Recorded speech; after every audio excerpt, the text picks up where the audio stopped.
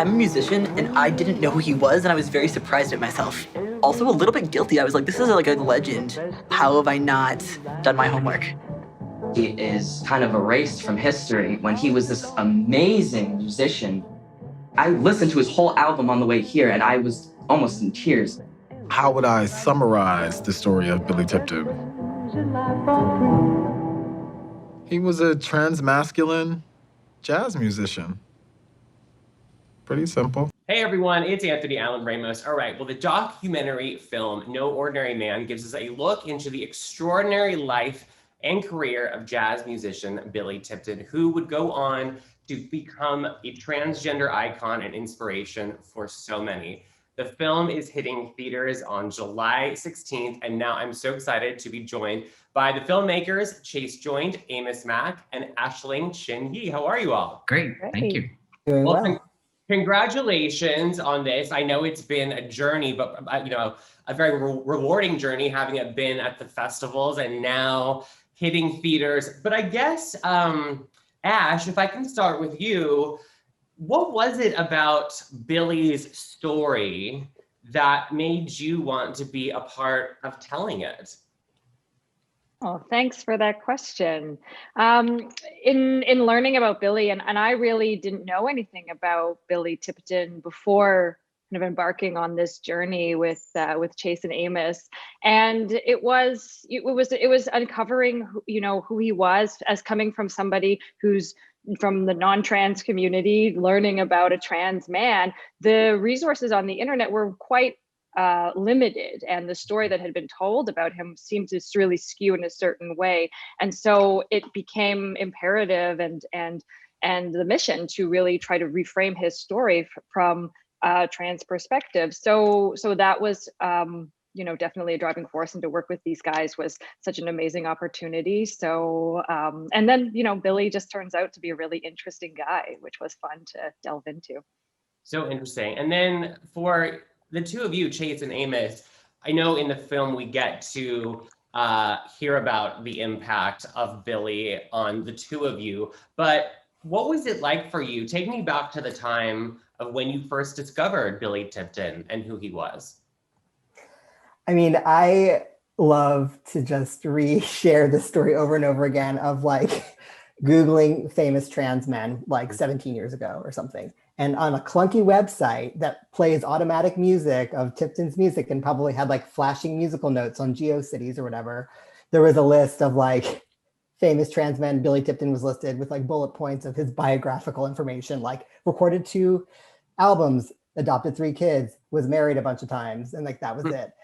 So that he was like, a beginning part of my transition of like knowing a possibility model, I share a lot of those early enthusiasms with Amos, although I didn't find the flashing trumpets and music notes, but I really wish that I had. And I echo all of those early moments of trying to find transmasculine history and stumbling upon a set of familiar names, but knowing that there was so much more that was possible if we were able to spend some time and dig deep. And the opportunity to collaborate and work as a team and to really invite in as many trans voices and talents as possible was irresistible. I'm auditioning for the role of Billy. This is my audition for Billy Tipton. Auditioning for Billy. This is Billy. And I'm here for the role of Billy. I want to talk about that, and feel free anyone to jump in since you all are a part of, creating this film. Part of the way the audience gets to learn a lot about Billy is through the way that you shot it with these trans men actors who are auditioning for this, fictional scene, which I thought was so great. Obviously, the great Scott Turner Schofield, Ryan Casada, Marquise Bilson, so many others of our friends from GLAAD and beyond. But how did you kind of come up with that way of, communicating and telling a story through that lens? I thought it was really, really, really interesting. I mean, we decided to do, Ashley. No, Amos, you go. Okay. Ashley and I, as co-writers on this, decided like early on that an element in order to tell Billy's story, as there was no video or film footage of him, embodying his moving person, to, write these moments, these vignettes that really speak to tentpole moments in his life. And then, maybe I can add to our answer by saying there was this incredible moment where Ash and I were in an Airbnb in Brooklyn watching self-tapes. We put out a casting call for transmasculine talent who wanted to participate in a documentary, genre specific, about the life and legacy of Billy Tipton, and were overwhelmed by the extraordinary talent, some of whom we had already known and many of whom we had never encountered before. And so the film was such an incredible opportunity to get to have conversations in real time about the stakes of a project like this that were so much bigger than the life and details of Billy Tipton and his history. Ash, do you want to add anything to that? Yeah, I mean, it was, I think early on, since as Amos said, like we were confronted with the challenge that there wasn't any moving images, but then also the questions that we were asking ourselves as filmmakers was, well, he's not here to tell us anything about himself, and we would be really imposing our own hopes and dreams and thoughts and biases and everything onto this person. So we really wanted to make transparent that process of, well, what is it to really think about what it would be like to walk in to try to get your first job, or to see somebody who had a similar experience as you, and what would that feel like in 1954, or to meet your idol, Duke Ellington, and by making that conversation happen in front and behind the camera, really, really apparent, it's kind of allowed us to have this array of different voices chiming in on who Billy could be and what people would, how people would embody him if they could. Yeah, and with that audition process, one of the ones, I mean, I don't want to spoil too much for people that haven't seen it, but with Alex specifically, that kind of moment of connection and realization is so powerful. And I know that Amos, that was a really nice moment for you to share with Alex. What was that like to kind of see that kind of, not a breakthrough, but just that realization of really what was, probably happening for Billy back then? I mean, I don't know what was happening for Billy back then, really, like in terms of possibility models or seeing other people. It's hard to know exactly what happened, but like the moment with Alex was very memorable for me. And, I hold it close to my heart because it was unplanned and it was like a beautiful thing to capture. I don't really. Yeah.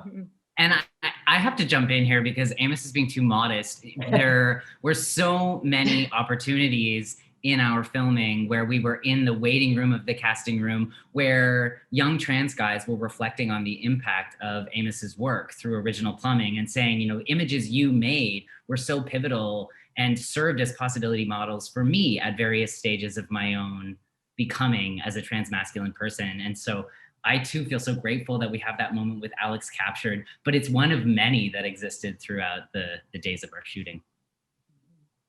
One of the other great parts of this is that we get to really get, an update and from Billy Tipton Jr., obviously Billy's son. Obviously he did a lot of media back in the '89 after, he passed away. But I think just what you did to show Billy Tipton Jr., the impact of what his father had on so many people like yourself was so amazing. What was it like to kind of, go back and have that conversation with him and really just open up his eyes to how inspirational his dad was? I feel like we all have an answer to this question. Yeah, I want to hear from all of you. Actually, you want to go first? Oh, I mean, it was the one thing that we couldn't really anticipate. There was so much planning and obviously talking with a lot of people that are in the film before we made the film, but there wasn't too much conversation with Billy Jr. He agreed very generously to be in the film from early on, but then we just kind of showed up at his door for a few days.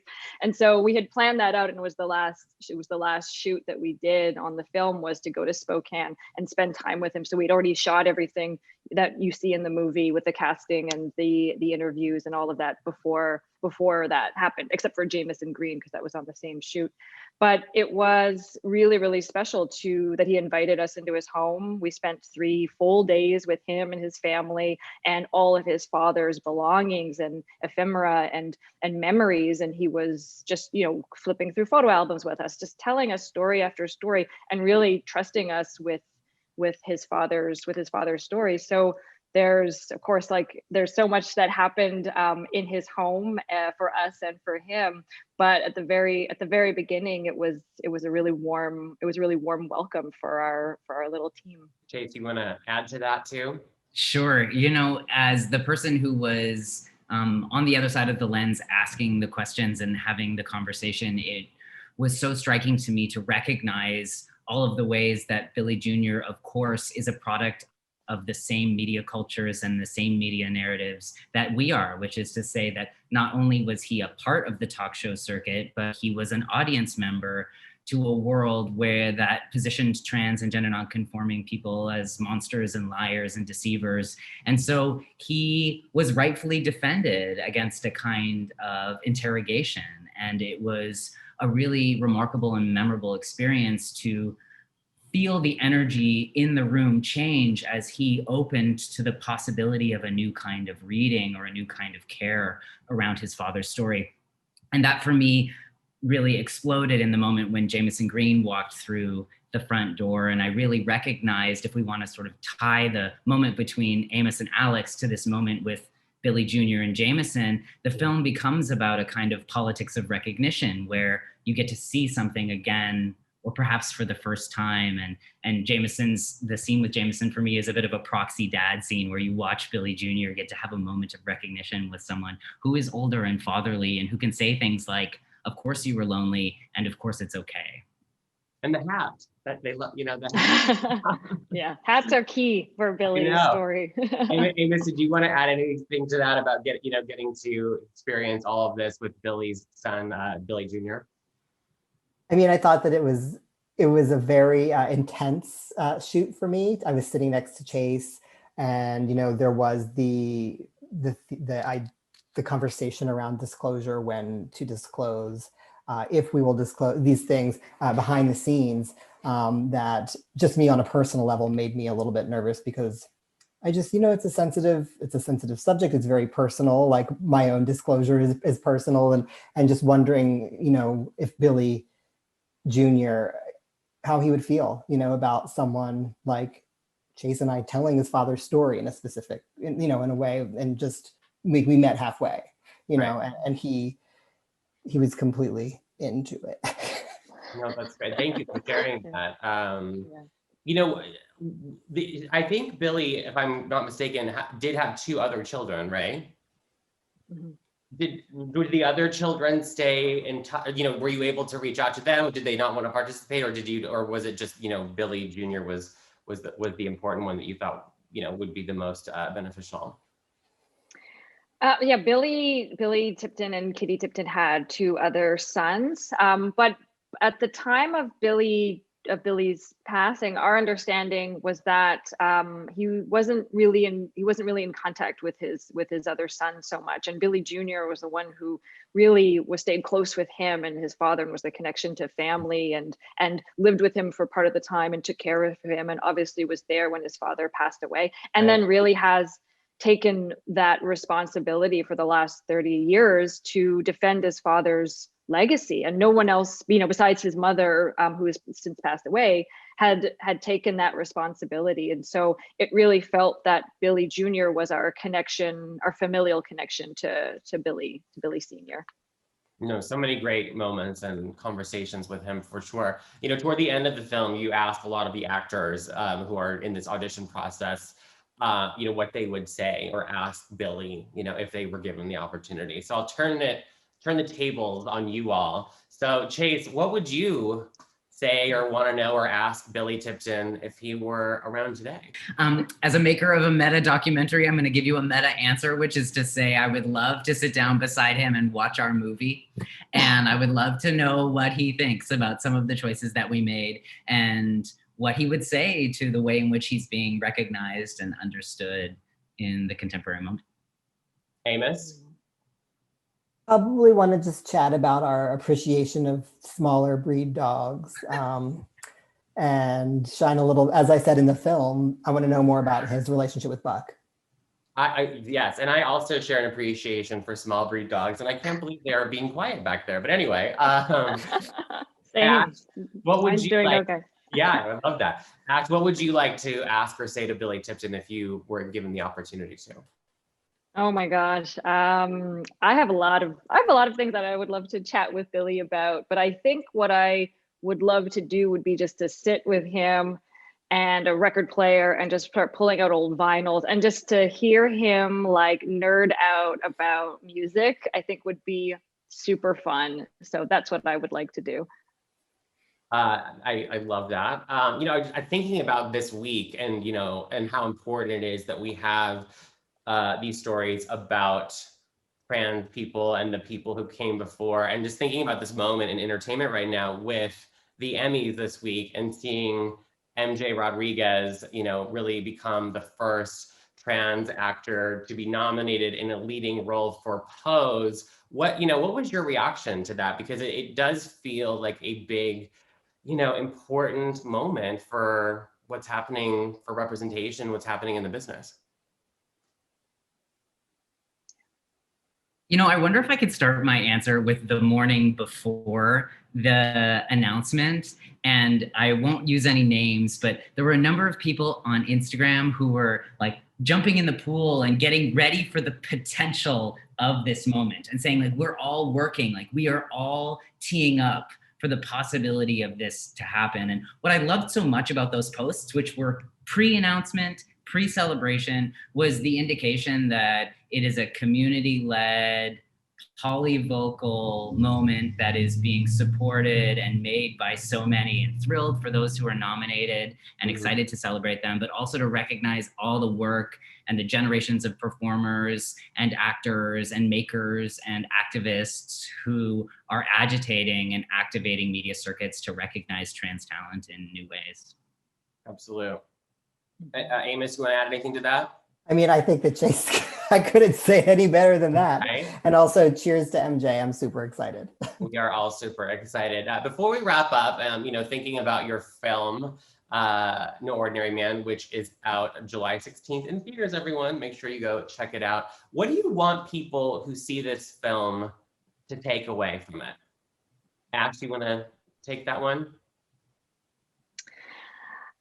Yeah, it's so funny whenever we're asked this type of question of like what we want people to take away. I always want to say that I just hope that people learn something from this movie and that they'll take what they will take from it. I don't have any control over that, but it is true. Like we are this collaborative team. We are this group that came together to make this film and brought all of our different perspectives and all of our different talents and skill sets and all these things to make something that felt like a real collective made it, and as is reflected, I think, on screen as well. So from whatever entry point you are learning about Billy, or you're learning about the trans community, or you're part of the trans community, or what have you, like that there's something that kind of allows you to think about something maybe a little bit different, or reconsider something, or whatever. Like if there's a talking point, or you feel like you can go and Google something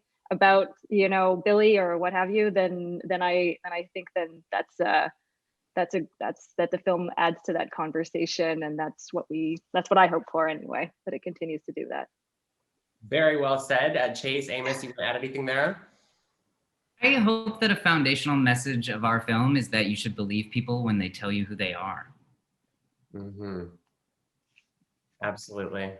Well, thank you all so much for, making this film, telling Billy's story, and, really keeping the legacy alive, because like you said, not enough people know about Billy, and we need more trans masculine stories. And, Billy's is a really powerful one. So thanks for making the documentary, everyone. And just a reminder, you can check it out in theaters. Finally, we're back in theaters, everyone, which will be starting July 16th. But have a great day. And I think I'll hopefully see you in person soon. We're getting there, right? Yeah. Thank you. See you soon. Thank you so much. Thank you.